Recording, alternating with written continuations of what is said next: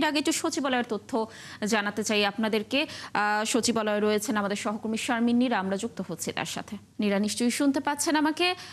নীরা, আমরা দর্শকদেরকে যেমনটি বলছিলাম যে আজ প্রধানমন্ত্রীর সভাপতিতে আন্তঃমন্ত্রণালয় বৈঠক চলছে এবং সেই সাথে আজ তো নতুন মন্ত্রিসভার কর্মদিবসের দ্বিতীয় দিন। কোনো মন্ত্রীর সাথে কথা হয়েছে কিনা, কর্মব্যস্ততা কেমন দেখছেন, জানবো আপনার কাছে সবকিছুই। আজকে যে ফ্যামিলি কার্ড নিয়ে মিটিং, সেখানে আসলে কি চূড়ান্ত কোনো সিদ্ধান্ত চলে আসবে কিনা?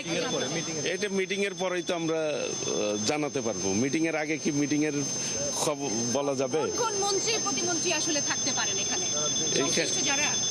সংশ্লিষ্ট যারা তো সবাই থাকবে। একটু জানতে চাই যে কতদিনের মধ্যে আপনারা এটা আসলে চূড়ান্ত হবে? এটা মিটিং এর পরে আপনাকে আমরা বলতে পারবো, ব্রিফ করবে অবশ্যই মন্ত্রণালয় থেকে আপনাকে ব্রিফ করবে। কাজেই মাননীয় প্রধানমন্ত্রী কি নির্দেশনা দেয়, টাইম কত দেয়, সেটা তো একমাত্র মন্ত্রী পরিষদ সচিব আপনাদেরকে জানিয়ে দিবেন। আমরা মিটিং এই সকল বিষয়ে সিদ্ধান্ত হবে ইনশাল্লাহ। অবশ্যই অপেক্ষায় থাকতে পারেন। ধন্যবাদ লাবণী। আমরা আসলে সরাসরি যুক্ত হয়েছিলাম আরএফএল চেয়ার বলে চেয়ার মানে আরএফএল চেয়ার, ক্ষমতার নয় সমতার চেয়ার।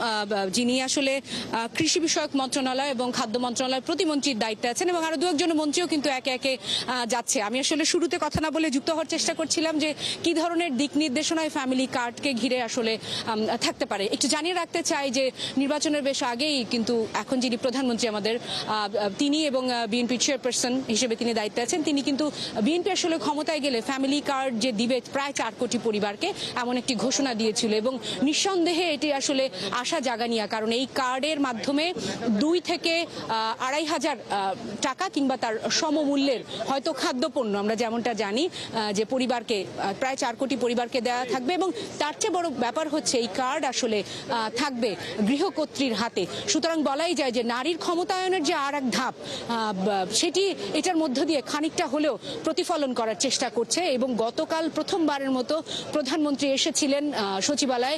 আজকে দ্বিতীয় দিনের মতো দ্বিতীয় কার্যদিবসেও তিনি সচিবালয়ে এসেছেন। এটাও কিন্তু আর এক ধরনের বার্তা দিচ্ছে যে কতটা তৎপর এবং জনগণের জন্য, জনগণ বান্ধব কোনো কিছু করবার জন্য যে সরকার কতটা সচেষ্ট, তারই কিন্তু প্রতিফলন। আমরা একজন প্রতিমন্ত্রীর সাথে কথা বললাম।